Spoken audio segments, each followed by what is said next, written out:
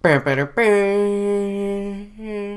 is up, YouTube? It's Josh. This is the Den of Nerds. This video is all about a few character descriptions that we recently got for people in episode 8. This story was, of course, broke on MakingStarWars.net. And real quick, guys, if you're a big Star Wars fan, you like this stuff like I do, you need to be checking out MakingStarWars.net. They're a great aggregator of other stories. They'll go out and get scoops. They break stories themselves. Christian Harloff, who's, of course, the host of Jedi Council, he swears that George Lucas himself owns that website because they get a lot of their stuff right. So from one Star Wars fan to another, check out MakingStarWars.net for all the Star Wars news as we get closer to Rogue One, as we finish up Rebels, as we get closer to Episode 8. You're going to want to be in the know, so add that favorite to your browser. What are you doing? Just do it! But getting right into the story, something that they broke earlier this week and I've been looking forward to sitting down and making this video was character descriptions of multiple people from episode 8. This includes Laura Dern and this includes Benicio del Toro. Both of them are really interesting and really different and dynamic. I think they show some hints at what some of the subplots and other stories are going to be in the film. So let's get right to it and break it down. Now, let's start with Laura Dern. Now, right away, what they say about Laura Dern is that she looks very prequel-esque, that she's wearing some very regal, elegant, very beautiful stuff. She's ornate. She's like something straight out of the Capitol from the Hunger Games, or like I said, the prequels before that. So very interesting, guys. They're taking some prequel-like stuff and they're reintroducing it to this universe. I think this is really great for a number of different reasons. I mean, the prequels exist. That's one of the things that Star Wars fans kind of have to come to terms with. The prequels do exist. That is what the galaxy looked like at that time. That is where Anakin and Amidala and even Sidious and Palpatine, that is where they all come from. That is forever a part of the lineage. So very interesting to see that that will be brought back into the current Star Wars stories, because let's face it, in episode 7 we get to see prequel era stuff for like a second and then they all get blasted out of the sky by giant lasers from the Starkiller base, which could be a meta commentary from J.J. Abrams on how he feels about the prequels. But I think it's going to be cool to bring that back into the fold in the political sense, perhaps in a royal sense. We really don't know what the state of the galaxy is going to be now that basically the Senate has been destroyed and the New Republic is facing some real hardships. And I mean, think about it, even the First Order, their huge base actually is destroyed now, along with a lot of their fleet. So it's going to be interesting to see what kind of strength they have, what kind of strength the Resistance and the New Republic are going to have, and what's going to be the political dynamic of the state of affairs in the galaxy. Very interesting. You bring in a high caliber actress like Laura Dern and you have her in this sort of a role, it means that's very important to your plot or your subplot. So I'm super excited to see what that looks like. I think she's gonna rock that role. It'll be something like we haven't really seen, and it would be really cool to see Princess Leia and her kind of go at it, because Leia, although she comes from royalty, has never really like embraced that. I mean, the closest was in the very first episode where she's captured. That's like as close as we got to that fancy, elegant type of style in the prequel era stuff. So it'd be cool to have like the grounded General Leia, right, talking to like a queen or a senator, whoever this person is going to end up being, and their conflicting ideologies and perhaps some arguments. I think it could be really cool. I'm hoping that Laura Dern can bring some really great acting out of Carrie Fisher, and a lot of that's going to fall to Rian Johnson as well, because let's face it, Carrie was just not good in The Force Awakens. They cut a lot of her out. There's footage of her having really rough days on set, and I love Carrie. Everybody loves Carrie and her stupid little dog, but at the end of the day, it matters what she's going to bring to the table as an actress, and I'm really hoping that the Laura Dern thing will help bring some good stuff out of her.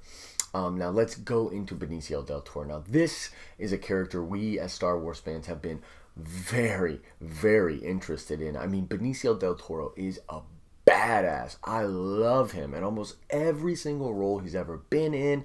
You look at him in Sicario, man, and just, he's so hardcore. He looks like he's really come in to that phase of acting where he's just going to be that brutal, brooding, bad guy-esque type of character. And so when he got cast, we all just assumed bad guy.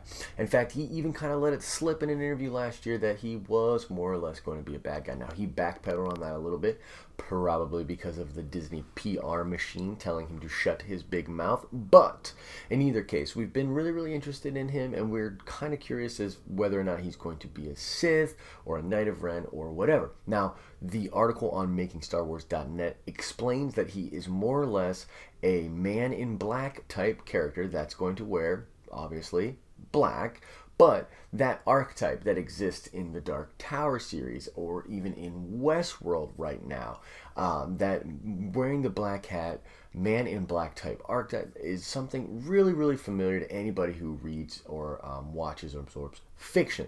So it's cool that we have it pretty much confirmed that Benicio del Toro is going to be that type of a character. However, the article explains that he's kind of morally ambiguous. We don't actually know whether or not he can be trusted or whether he is truly evil, and I believe the main characters are going to have to interact with him and work with him to get to a shared desired outcome.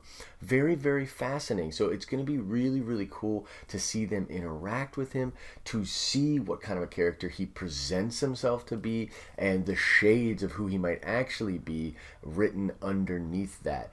Very, very dynamic kind of thing going on there, but I think that Benicio can do it. I'm very, very intrigued to see that, and a lot of this has to do with the political situation that's going on in the galaxy, which was kind of hinted at by Laura Dern's attire and just by Rian Johnson's interest in those sort of things in general. Now, I want to talk about Bloodline a little bit. Bloodline, the novel by Claudia Gray, is a very, very important reference point for not only episode 8, but these two character descriptions as well. Now, here's why. If you look at what Bloodline was doing, it is a very, very politically heavy novel, which explains the state of the galaxy post Jedi in a world where the Senate is being rebuilt. You have a truce with certain people from the Empire. It's a lot like post-World War I Germany, where certain people are just kind of put into roles. It's a truce, but they're being treated poorly because of the conflict that happened.